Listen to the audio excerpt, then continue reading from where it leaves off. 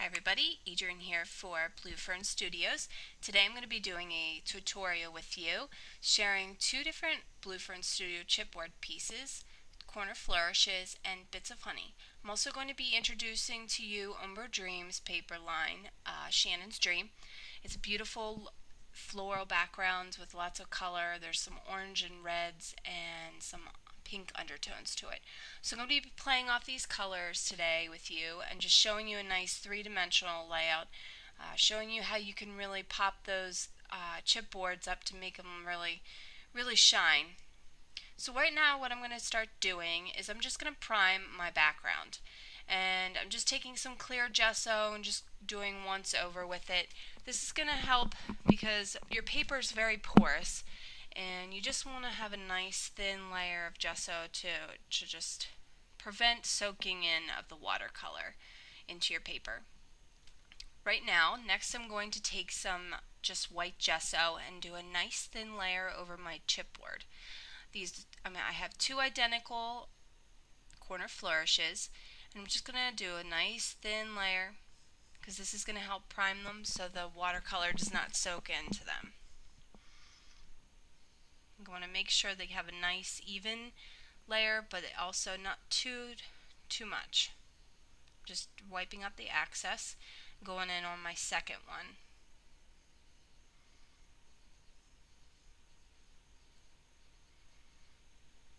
Filling in all the little spaces.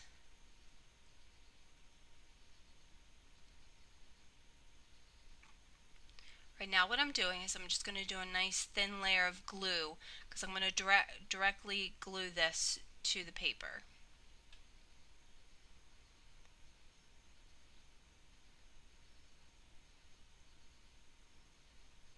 Now that I've primed my paper and my chipboard, I don't really need to take any further action as far as priming goes. I can rest assured that the watercolor isn't going to soak into either of those. I'm just cleaning up the corners a little bit from the glue and the gesso, any buildup.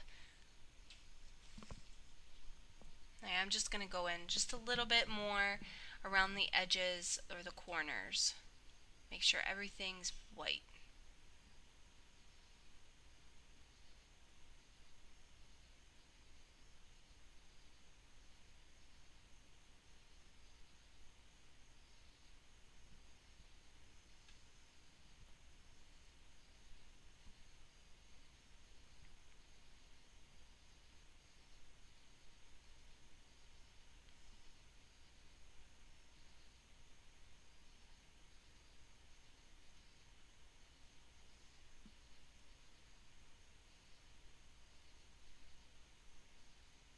Okay, so I'm going to set my gesso aside and we're going to start by making sure this is really dry, completely dry.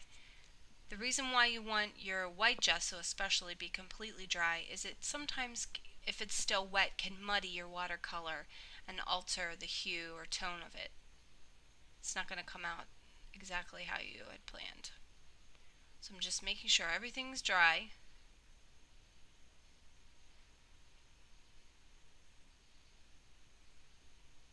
Sometimes in between the little creases and intricate designs of these chipboards, you get a little bit built up gesso, and you just want to make sure that you clean that up a little bit.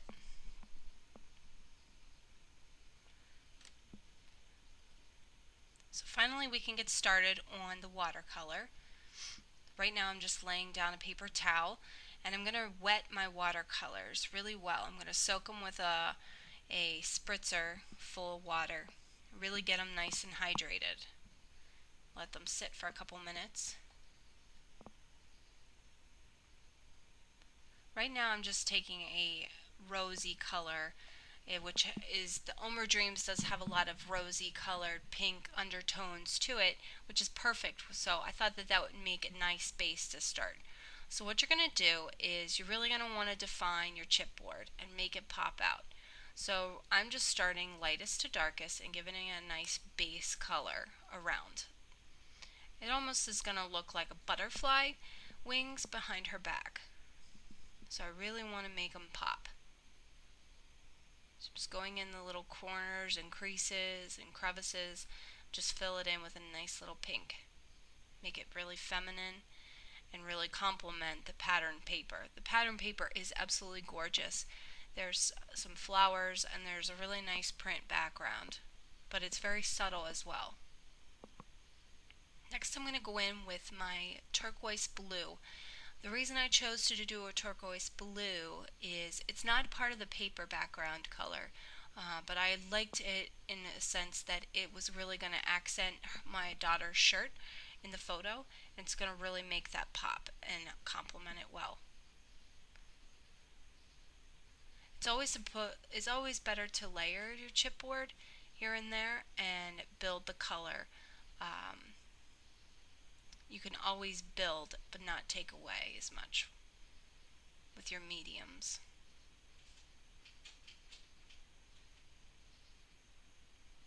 So I'm just laying my daughter down a photo and just seeing what looks good here and there.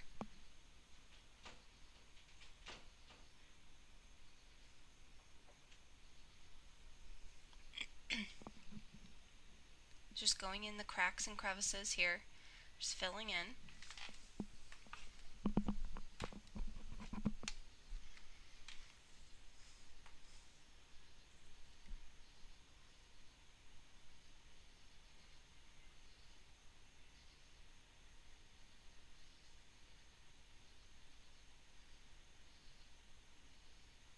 I'm just adding a bit of green here soon.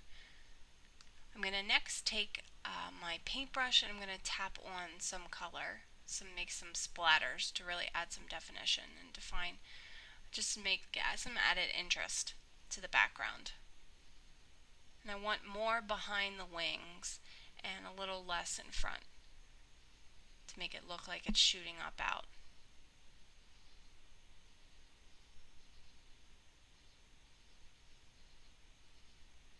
Now I do have a plan for the design of this layout.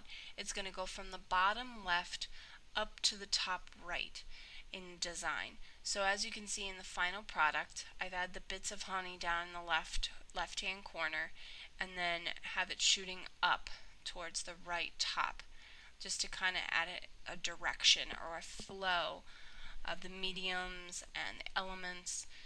Really just makes it look like fluttery. It just goes along well with the piece and the chipboard. So I'm going to add some hints of green in the background to just play off the grass that she was actually standing in, to make it look like she's going to be standing in the grass. Make it more playful and whimsical. I have some streaks running down.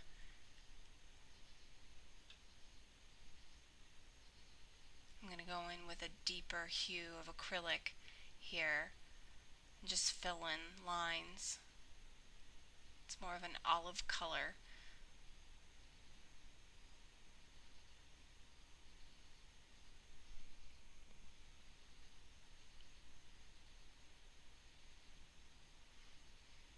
So right now I just have a nice, beautiful, light-toned watercolor base here.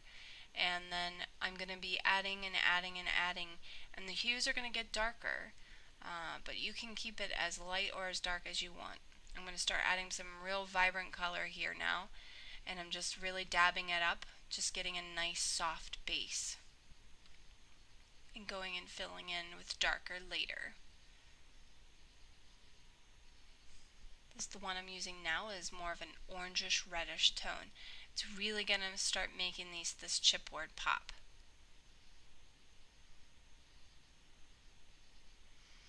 And you don't have to when I'm defining these lines, you don't have to stay directly beside the chipboard and make it look exact. I want it to look really whimsical and fluttery, so I'm just kind of being playful about it and not really making it feel like it's absolutely perfect. But at the same time, it's very much so adding lots of definition to this chipboard. It's really making it pop.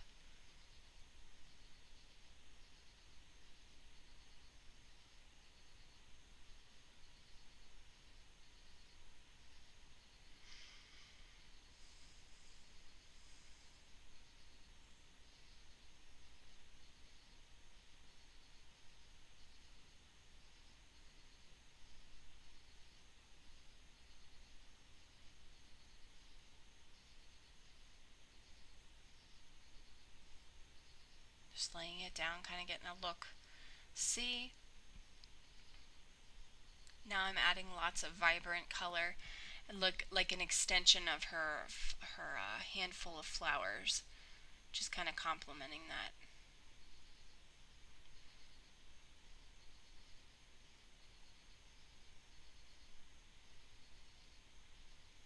And I further went in at the end, and I didn't show it on the video, but I did go in with a black fine tip marker, and you can just go in the creases and corners and all the bits and pieces of the chipboard and just define it even further if you wish.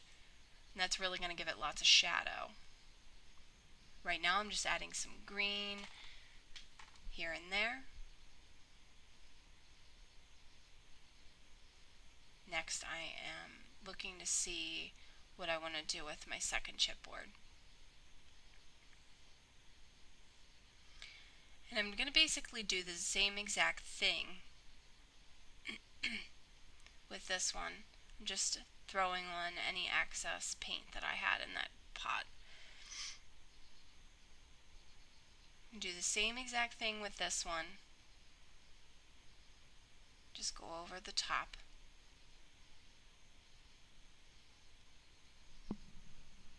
Now what's fun about this is having these two identical ones is you can really add as many layers as you wanted.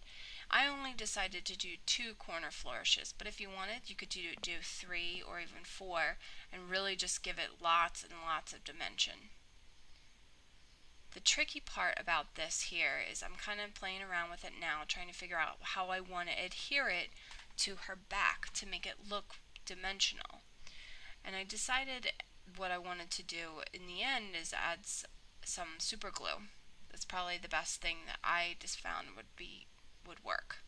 I tried to use some foam adhesive and it didn't really want to stay put. Or I just didn't have the patience to wait for it to dry. So I'm continuing to add and add and add and add color, and it's really going to pop with this top one.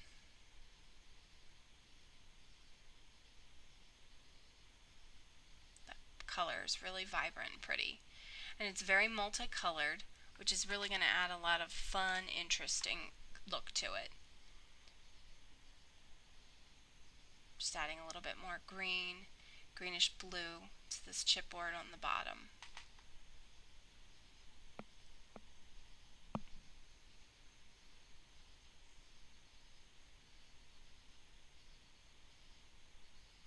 So I'm just playing around with it a little bit.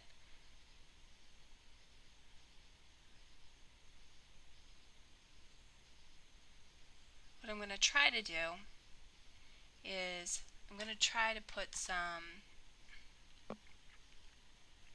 foam adhesive on here.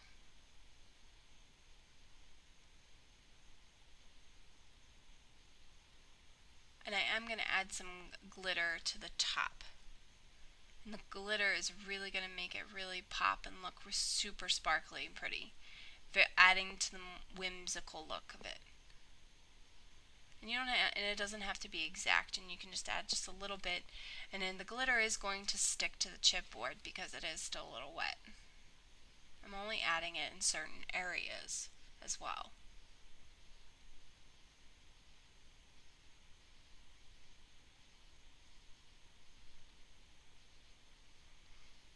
Now I'm going to try to add it on with just glue.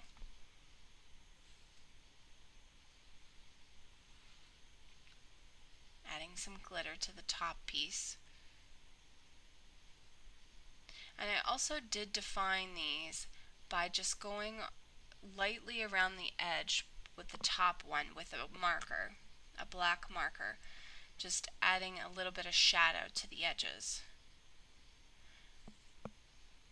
And this is good for you to see that you can try to do foam adhesive, but it really didn't work out so well for me.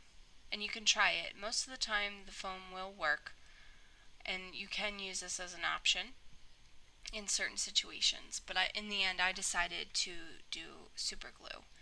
But you can obviously try anything to get it to make it dimensional.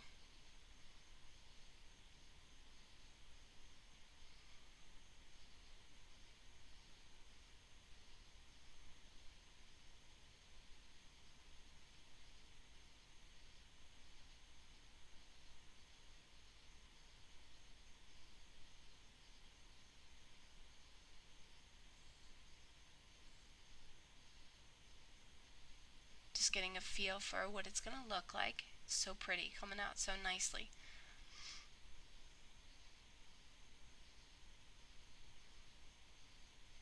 So at the end of this, I'm going to be adding just my flowers. I'm going to be adding some other elements, these little bubble things, just to add to the feel of this. That she's a fairy. Here I am showing that I just ended up using super glue. Look at that. It looks amazing. You have a nice 3D look. It's really popping off your page. It's going to give a lot of interest and it's going to be super cool looking. So there you have it. I mean, you can see there that, you could try foam adhesive with it, or you can try super glue. And super glue is obviously the better bet. And it also depends on how heavy your elements are. The corner flourish is obviously a little bit bigger and wider, so it might have been better to just use the super glue from the start. But it's up to you.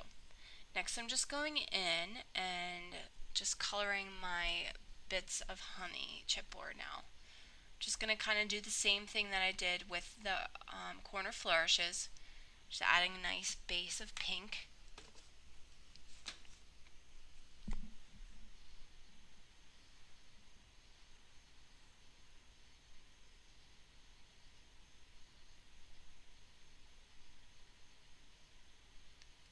I'm also going to add some shadow and contrast behind the clusters to make them really pop.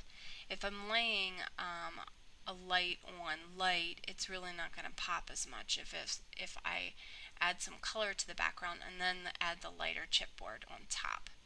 And I did actually do some dark contrast with some ink on top of the bits of honey to give them some shadow.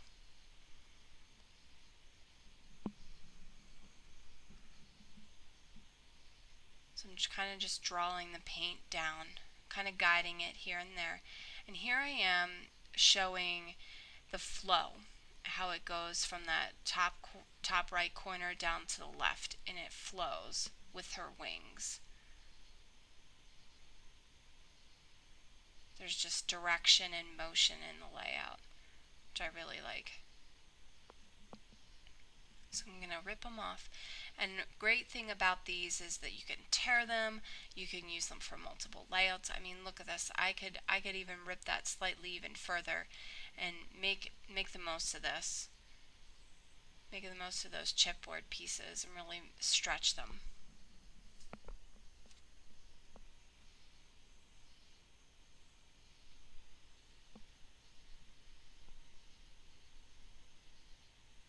So right now I'm playing around with them. You can scrunch them up a little bit if you wish. Right now I'm just trying to find a direction to point them. I'm choosing to kind of point them up towards the right hand corner.